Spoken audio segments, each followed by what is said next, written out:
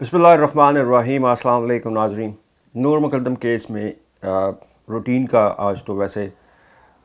تھا، ظاہر جعفر کو کورٹ میں پیش کیا گیا۔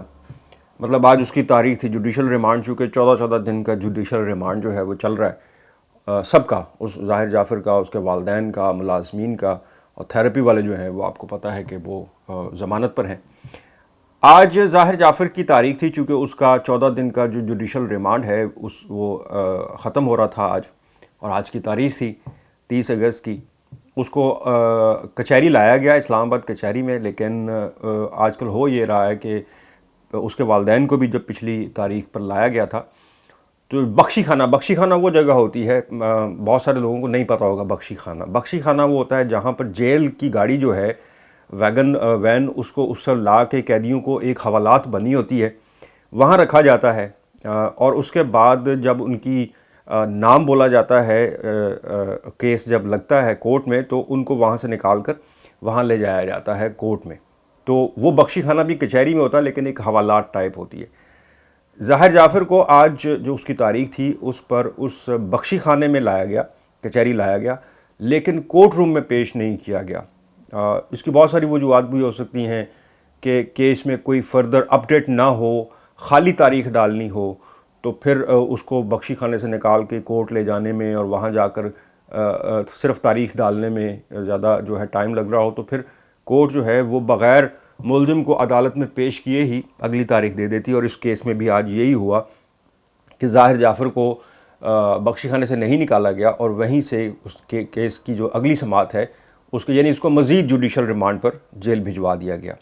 یہ پروسیس تب تک چلے گا جوڈیشل ریمانڈ کا جب تک چالان پیش نہیں ہوگا اور باقاعدہ اس کیس کی ہیئرنگ شروع نہیں ہوگی۔ ہیئرنگ سے مراد یہ ہے کہ ظاہر ہے پھر دونوں طرف سے دلائل دیے جائیں گے، اس کا وکیل بھی پیش ہوگا۔ ابھی فی الحال چونکہ چالان پیش نہیں ہوا، جس کی ڈیٹ جو ہے منگل کے روز تک آئی جی جو ہیں اسلام آباد، انہوں نے ایک کمیٹی کو بتائی کہ ہم 31 اگست تک چالان مکمل کر لیا ہے اور جلد پیش کر دیں گے۔ دوسری اپڈیٹ جو اس میں کچھ دوستوں نے مجھ سے رابطہ بھی کیا، بھائیوں نے، کہ جی جو تھیراپی والے ہیں وہ پریس کانفرنس کرنا چاہ رہے ہیں، سنا ہے کہ وہ پریس کانفرنس کر رہے ہیں۔ دیکھیں، وہ پریس کانفرنس کریں نہ کریں اس سے کوئی فرق نہیں پڑنے والا،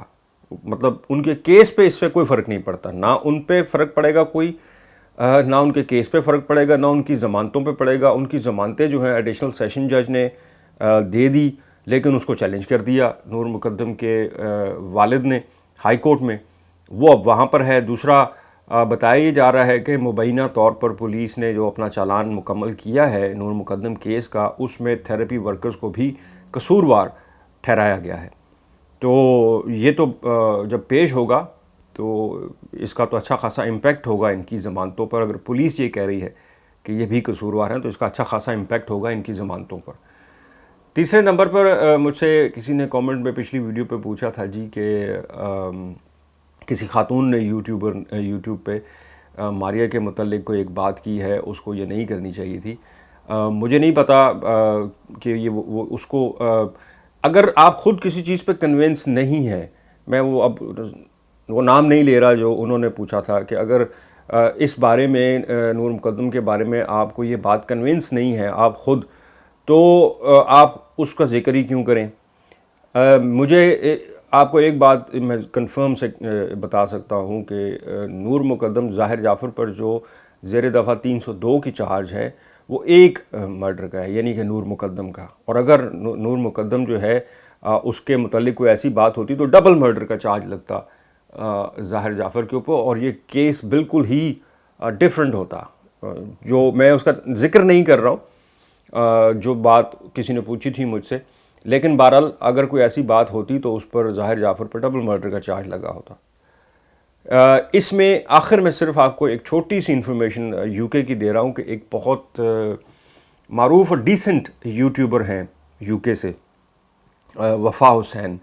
پتہ نہیں پاکستان میں تو یوٹیوب آج کل اتنا چل نہیں رہا، لیکن یو کے میں وہ بہت ان کی فالوئنگ ہے بہت، اور بڑی ڈیسنٹ ویڈیوز بناتی ہیں، کوئی ان کی ڈانس یہ وہ اس طرح کی ویڈیوز نہیں، پٹھواری زبان، یو کے بورن ہیں، برٹش ہیں،